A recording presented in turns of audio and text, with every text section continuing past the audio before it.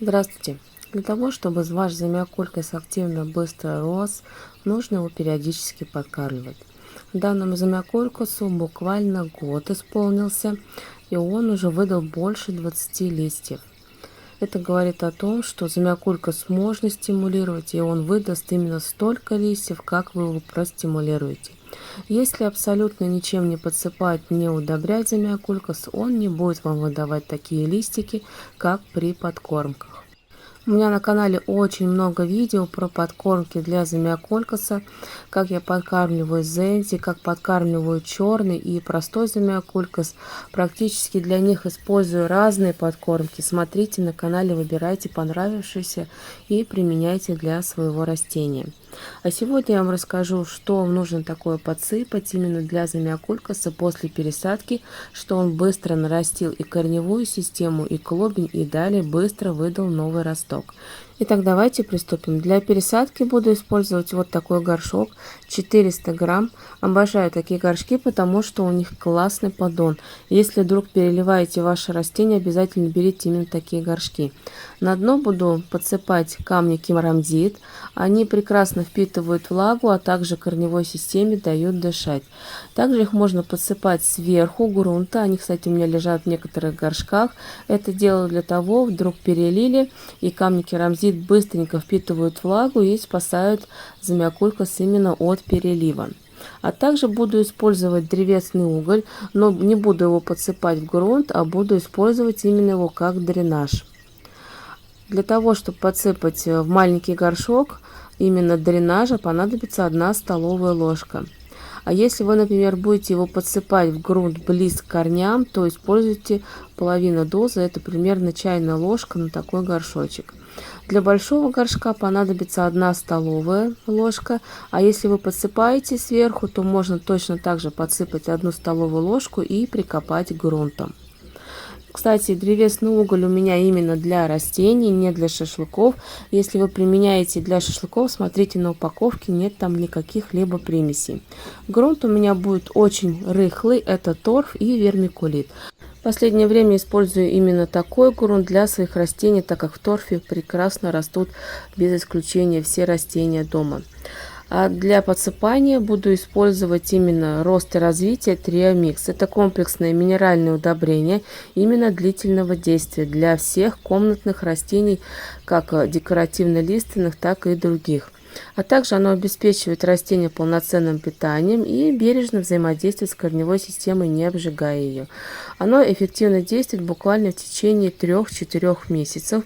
Оно способствует здоровому росту и правильному развитию растений. Я прикапываю буквально несколько грамм данного удобрения.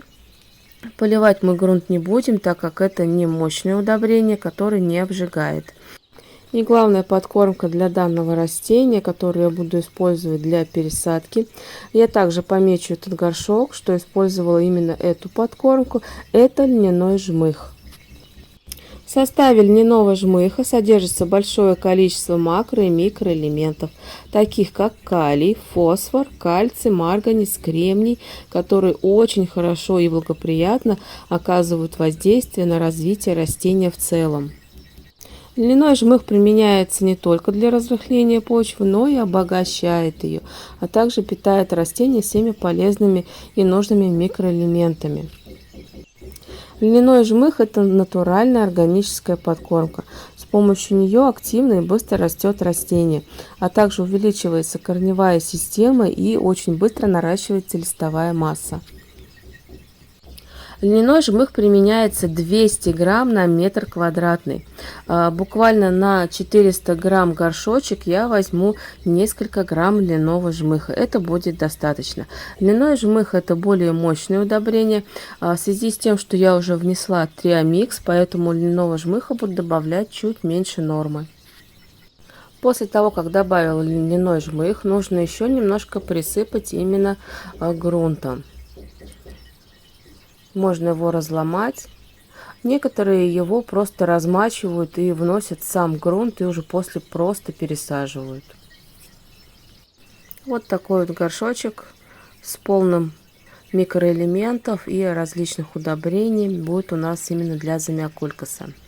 Замиокулькас равен. Здесь посажена одна веточка и один листик. До этого я вам показывала точно так же веточку, 50 миллилитров, но там клубень был прям мощный, очень хороший. Здесь корневая приличная. Сейчас вот вам покажу клубеньки, откопаю их и все посмотрите.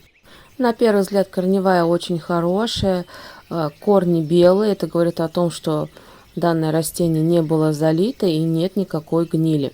Но клубеньки у них намного меньше, чем, например, в прошлом видео я вам показывала, где рос один росток в 50-миллилитровом стаканчике. Точно так же здесь росло 2, и клубеньки вот такие вот выросли.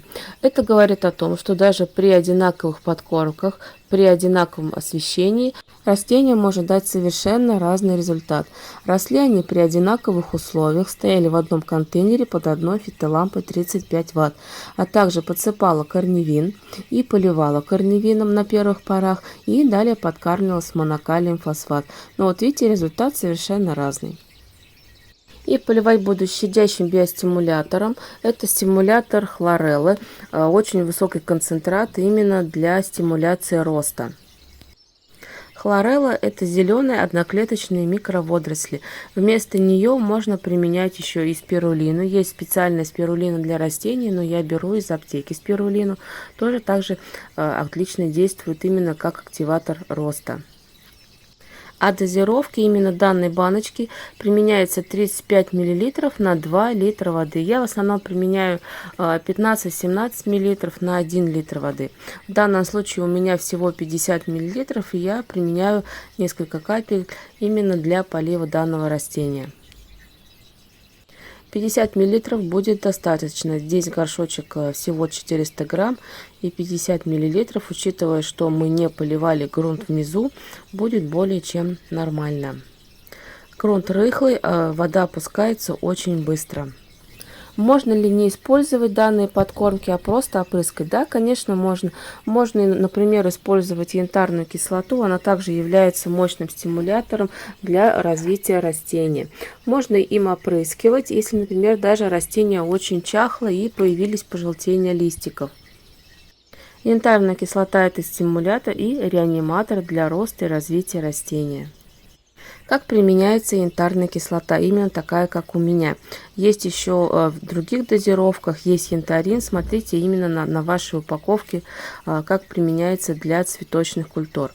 Вам понадобится пульверизатор для опрыскивания. И понадобится всего 0,2 грамма на 1 литр воды. У меня здесь пол-литра воды, и я добавляю 0,1 грамма на пол-литра воды. И опрыскиваем по листу. Опрыскиваю абсолютно все замиокулькасы, так как эта подкормка очень полезная. Можно подкармливать раз в 2-3 недели, либо просто для профилактики. А на сегодня это все. Заходите на мой канал, смотрите другие видео про подкормки для замиокулькаса.